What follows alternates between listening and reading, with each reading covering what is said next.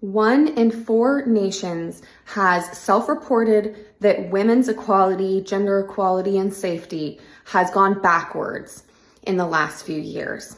Now, that is according to the UN Women, and these numbers are countries that are self-reporting. The actual figure, friends, is much higher. The Bill and Melinda Gates Foundation has the most comprehensive data of anywhere in the world, and they actually show that it is more than 1 in 4. It's more than 25% that have regressed in gender equality. The real number is that 40% of countries have regressed in gender equality and safety and women's rights under the law and legal protections since 2019. And when you look at the map where they show which countries are struggling and which ones are making progress, you actually see that Sudan is left out of the data. There isn't data coming from Sudan for some strange reason in this report. So if you add that in, then it's even higher than 40% of countries, because Sudan is experiencing the largest displacement crisis of anywhere in the world right now, and very few people are talking about it. And women and children are disproportionately harmed by violence and issues there because of the crisis and conflict ongoing.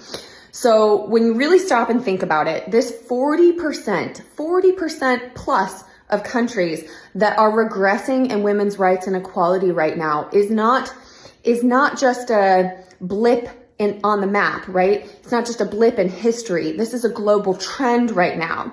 It is in large part related, okay, in this data and all of these findings, it is in large part related to conflict zones and the unprecedented number of conflict zones happening worldwide right now, the most ever since World War II.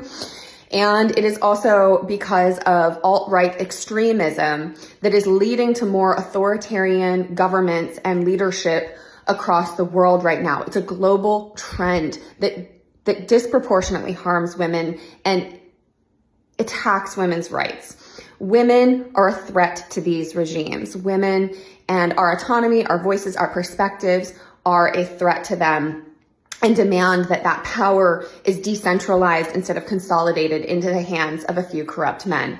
So we really, as a global community, need to get on board with understanding the critical, timely importance of advocating for gender equality and building a world where all women are worthy, where every woman is seen as valuable because she is. And in America specifically, we've got to set aside the party politics to get on board with understanding the critical nature of advocating for women's equality together.